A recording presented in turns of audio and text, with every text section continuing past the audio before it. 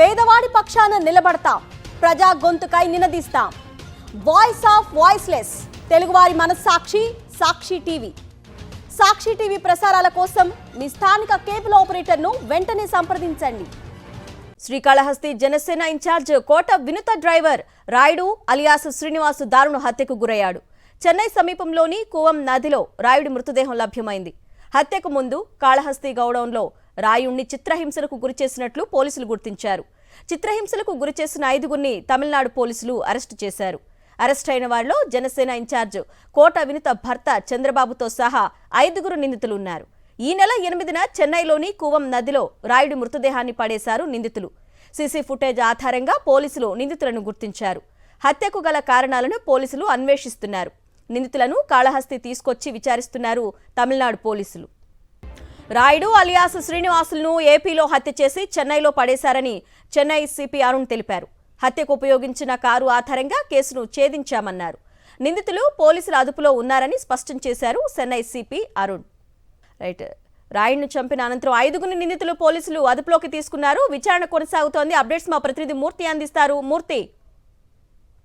అరుణ, ఏదైతే తిరుపతి జిల్లా Srikalahasti Janasena party incharge గా ఉన్నటువంటి వినూత కోట యొక్క మాజీ డ్రైవర్ హత్య కేసులో నిందితులను పోలీసులు ఇప్పటికే గుర్తించారు. 5గురిని పోలీసులు అదుపులో తీసుకున్నట్లుగా చెన్నై పోలీస్ కమిషనర్ అరుణ్ చెప్పడం జరిగింది. ఈ యొక్క ఘటనకు సంబంధించి ప్రత్యేకించి యొక్క పోలీస్ కమిషనర్ అదుపులో తీసుకున్న 5గురితో యొక్క శ్రీకాళహస్తి రేణుగుంట పరిసర ప్రాంతాల్లో విచారణ కూడా వారిని తీసుకురావడం జరిగింది.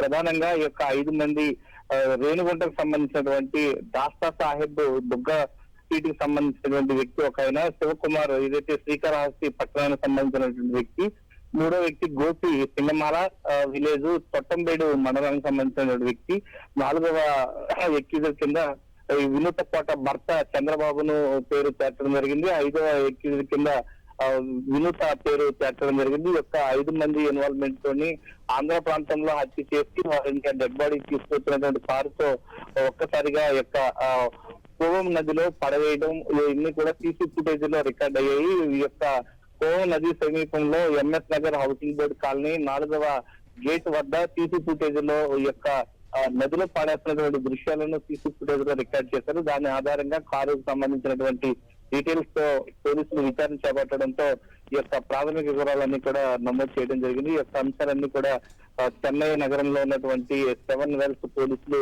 విచారణ చేపట్టారు. ఈ యొక్క నిందితులను కూడా అదుపులో తీసుకున్నాం. పూర్తి వివరాలన్నీ కూడా మరికొద్ది సేపట్లో మీడియా ముందు వివరించేటువంటి అవకాశాలు కనిపిస్తూ ఉన్నాయి.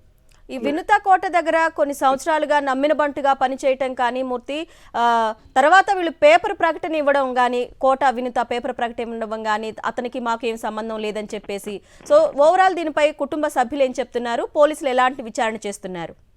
అంటే ఈ యొక్క జరిగినటువంటి సంఘటన ఆధారంగా కొన్ని చాలా అనుమానాలుగా తావిస్తోంది. గత నెల జూన్ 21వ తారీఖు నుంచి తన వద్ద గత కొన్నేళ్లుగా నమ్మకంగా పనిచేస్తున్నటువంటి శ్రీనివాసులు అలియాస్ రాయుడు తన వద్ద విధుల నుంచి తప్పిస్తూ ఉన్నాం, తన వద్ద ఉంటూనే కోవర్ట్ పనిచేస్తూ తనకు నమ్మకంగా లేకుండా తన యొక్క శత్రువులకు సమాచారం అందించడంతో తన యొక్క విధుల నుంచి తొలగిస్తున్నానంటూ పత్రికా ప్రకటన వినూత కోట రిలీజ్ చేయడం జరిగింది. ఎన్ని అంశాలు కూడా పోలీసులు విచారణలో కొన్ని కీలక ఆధారాలన్నీ కూడా సేకరించారు.